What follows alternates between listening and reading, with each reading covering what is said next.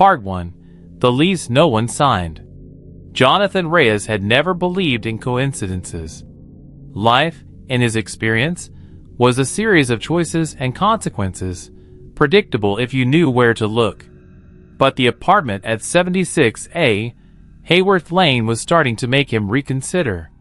He had found the listing by accident, a late-night scroll through Craigslist after a brutal breakup that left him desperate for a fresh start.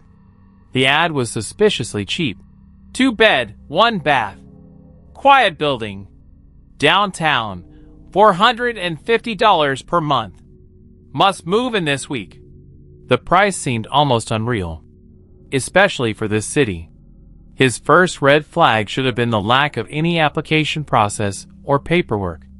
When he called the number, the voice on the other end was flat, almost mechanical. The unit's available. Come by tonight. If you want it, it's yours. No questions asked. No background checks. That night, under a bruised sky heavy with rain, Jonathan stood before the building. A squat, aging structure wedged between 2 towering apartment complexes. The yellowed bricks were cracked and stained. The front door hung slightly off its hinges. The dim hallway lights buzzed overhead. His fingers trembled as he punched in the lockbox code. The key turned easily. As the door creaked open, a wave of stale, cold air escaped. He stepped inside. The apartment was pristine. Too pristine. A sickly sweet scent lingered in the air. The retro decor was oddly comforting. The 70s wallpaper, the shag carpet, the avocado green appliances, but something felt off. Like the past was pressing in too hard. On the kitchen counter lay an envelope, cream-colored and heavy. The front read, "Welcome, Jonathan." Inside was a lease, signed in a handwriting that looked eerily like his own. He checked the date. Yesterday. Jonathan had no memory of signing anything. That's when he heard the softest whisper from the bedroom. "You belong here." He spun around. Empty. Only the faint sound of the building settling. He told himself it was just nerves. But as the clock ticked closer to midnight, the apartment began to breathe. The shadows deepened, and the walls began to close in. Part 2. Shadows in the walls. The next morning, Jonathan woke to an eerie silence that seemed to suffocate rather than soothe. The sun barely pierced through the grimy windows, casting long, muted shadows across the faded carpet. His head pounded from restless sleep, and an unsettling chill clung to his skin despite the heater humming softly. He tried to shake off the feeling that he wasn't alone. After all, the building was old, and old buildings had their quirks, creaks, drafts, unexplained noises. But the apartment's atmosphere was different, heavier, like a room holding its breath beneath a thin veil. As he moved through the space, Jonathan noticed subtle oddities. The wallpaper, which had seemed quaint before, now looked as if it was peeling in impossible patterns, twisting into shapes that resembled faces, eyes blinking, mouths opening in silent screams. The light fixtures flickered erratically, and the old wooden floor groaned under his steps with voices of its own. On the wall near the hallway, an old, dusty mirror hung crookedly. As Jonathan glanced into it, the reflection seemed delayed, his movements lagging by a fraction of a second. He blinked, rubbed his eyes, and looked again. The mirror showed a room that wasn't quite his, a room darker, and when he turned around, he found nothing. The whispers from the previous night returned, faint but persistent.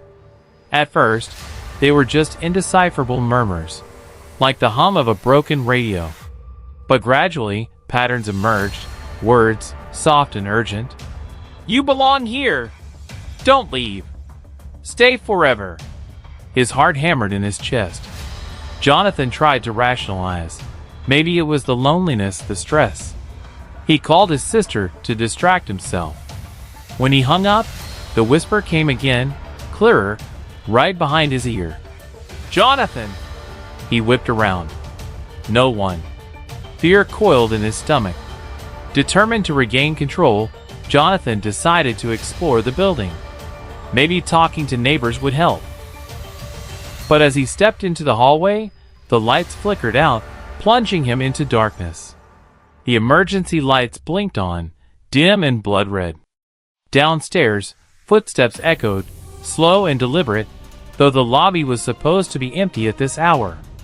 He pressed himself against the wall, heart pounding as the sound drew nearer, then stopped. The silence was worse. Jonathan pulled out his phone, but there was no signal. As he moved back toward his apartment, he noticed something terrifying. The door to 77A, the unit above his, was slightly ajar. He was certain it had been sealed shut when he arrived. Against every instinct, Jonathan stepped closer. A cold breeze blew out the hallway lights. He reached for the door handle, and the whisper came again. "Come in!" Part 3. The empty apartment above. Jonathan's fingers trembled as he grasped the cold brass doorknob of apartment 77A. The door creaked open, revealing a darkness so thick it seemed to swallow the faint light from the hallway. The stale air that rushed out smelled of dust, decay, and something far worse, something ancient. He stepped inside, his shoes echoing softly against cracked linoleum floors. The room was empty. No furniture. No signs of recent life. Yet the walls pulsed with a quiet, unsettling rhythm, like a heartbeat. The wallpaper here was gone, stripped to reveal warped, water-damaged plaster beneath. As Jonathan moved deeper, he noticed the ceiling. It was stained with sprawling shadows that shifted as if alive, creeping along the edges like black fingers stretching out to grab him. Then he heard it, a faint scratching, coming from the farthest corner of the room. He followed the sound to a small closet door, warped and barely hanging on its hinges. The scratching grew louder, desperate, frantic. Gathering his courage, Jonathan yanked the door open. Nothing. Just an empty closet. Relief was fleeting. Behind him, a chilling breeze brushed his neck, though all windows were sealed tight. Turning, he caught sight of something in the corner of his eye, a shadow darker than the rest, moving against the flow of light. The whispers returned, louder now, circling him like vultures.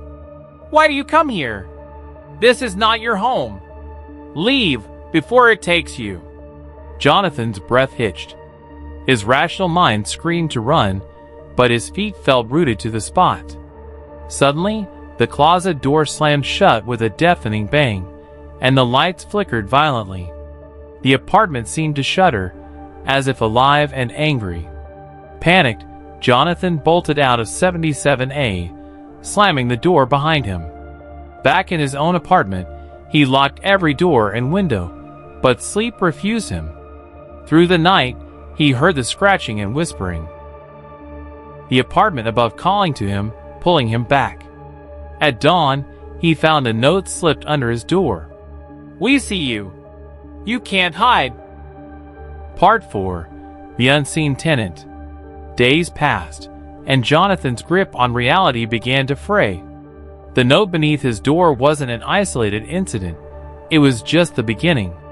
Every night, at exactly 3:17 a.m., the whispers grew louder, more insistent.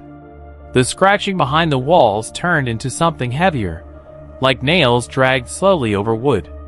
His apartment no longer felt like a refuge but a cage.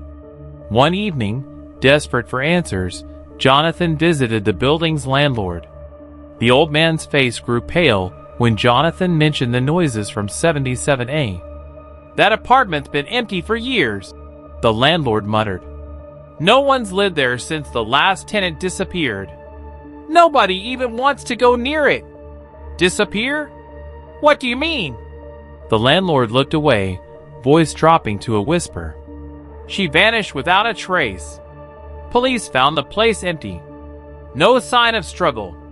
Just gone." Jonathan's blood ran cold. That night, the tapping started again. This time from the vents, the ceiling, and the floor. The apartment seemed to breathe with a life of its own. The temperature dropped drastically, his breath misting in the air. He tried recording the sounds. When he played it back, amid static and low groans, a voice emerged, soft, breathy, and chilling. "I'm still here." The mirror in his hallway fogged, even though the bathroom wasn't in use. As the mist cleared, words appeared, written in condensation. "Let me in!" Jonathan slammed his hand against the glass, shattering the mirror into a spiderweb of shards. That night, the power went out. Pitch black, save for the faint glow of his phone screen. From the shadows came a slow, deliberate breathing. Close, too close. A whisper in his ear, cold and wet. "You signed the lease. Now you belong." Part 5. The Descent. Jonathan's world unraveled faster than he could comprehend. The apartment, once a sanctuary, had turned into a nightmare that seeped into every corner of his mind. Sleep was a stranger. Silence, a forgotten luxury. He became obsessed with the old elevator. The landlord insisted it was broken and hadn't worked in years, but Jonathan swore he saw its doors creak open at midnight, flickering faint lights inside. One night, driven by a mixture of terror and desperation, he pressed the button. The doors slid open, revealing a pitch-black interior with no floor numbers, only a dim red button pulsing gently, inviting him in. He stepped inside. The doors closed behind him with a finality that echoed in his bones. The elevator began its descent. Lower and lower it went, past basements that weren't on any map. The walls seemed to breathe, pulsing as if alive. The air grew thick, suffocating. Then the elevator shuddered and stopped. The doors opened. Jonathan stepped out into a vast underground chamber lit by eerie green torches. The walls were carved with indecipherable symbols that glowed faintly. The air vibrated with a low hum, like 1,000 whispered voices just beyond hearing. A shadow moved in the corner of his eye. He turned, heart pounding. There was no one. But the chamber pulsed, as if waiting. A cold voice echoed from the darkness. "You belong here now." ChatGPT. Part 6. The reflection that took him. Jonathan's breath caught in his throat, as the cold voice echoed through the chamber. The wall seemed to close in, pulsing with an unnatural rhythm. Shadows danced just beyond the flickering green torches, shapes twisting into grotesque forms. He tried to move, but found himself rooted to the spot. Panic surged as the air grew heavier, pressing down on his chest like an iron weight. Suddenly, a flicker of light drew his gaze to the far wall. An enormous mirror, cracked and stained, framed in twisted black metal. His reflection stared back at him, but it wasn't quite right. The eyes were hollow, dark voids that swallowed the light. The smile stretched too wide, unnatural and menacing. The reflection reached out, fingers clawing through the glass as if it were water. Jonathan stumbled back, but the chamber shifted. Doors appeared where none were before, corridors folding into impossible angles. He realized the truth. He was trapped in a twisted reflection of his own reality, a prison forged by the apartment's curse. The figure in the mirror whispered one final promise. "You signed the lease. Now, you belong to the apartment forever." Jonathan screamed, the sound swallowed by the darkness, as the mirror's surface rippled like a black lake, pulling him in. The building was silent again, until the next tenant moved in. The end.